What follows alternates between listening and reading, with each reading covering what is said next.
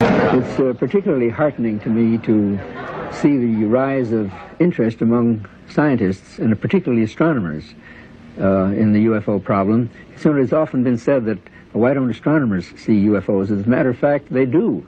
In a very recent report by Professor Sturrock of Stanford University, who queried all the members of the American Astronomical Society, found that 53% of those who responded said that, in their opinion, the UFO problem was worthy of scientific study. And what is more, 64 of the astronomers who responded gave what would be called UFO reports, objects, sightings that they personally had made at their observatories frequently, which to them was unexplained.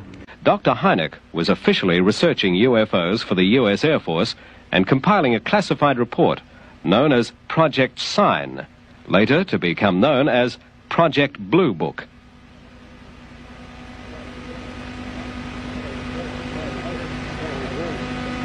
Well, it was as an astronomer that I first became associated with the UFO problem.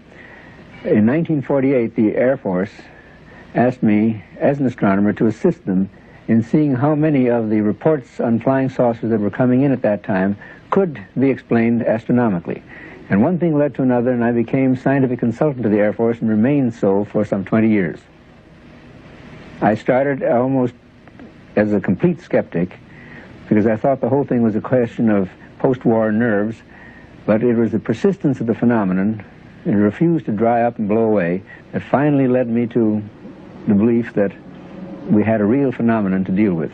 This year marks the 30th anniversary of the advent of the flying saucer, and that is a most unfortunate term, in my opinion, because it invites ridicule. It opens the door to a great deal of buffoonery and lampooning.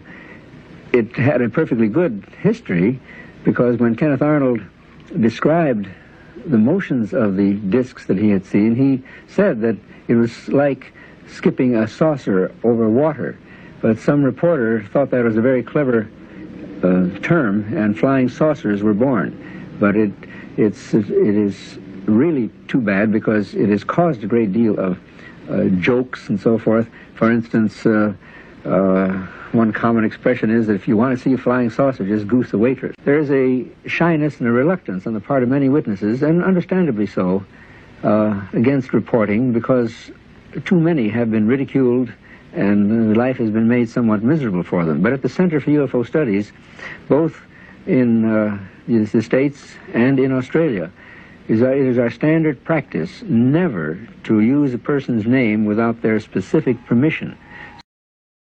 If, for instance, NASA someday were to investigate a civilization in some other solar system and found that civilization to be several steps below our state at that time, then we would know enough about psychology and sociology to realize that the worst thing we could do would be to just barge in and snow them.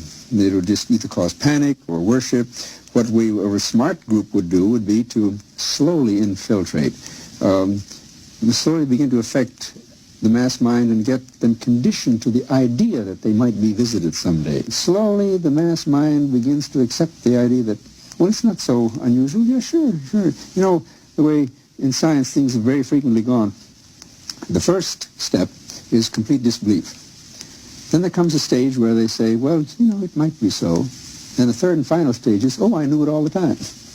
And Bernard Shaw said all great ideas, begin as heresies.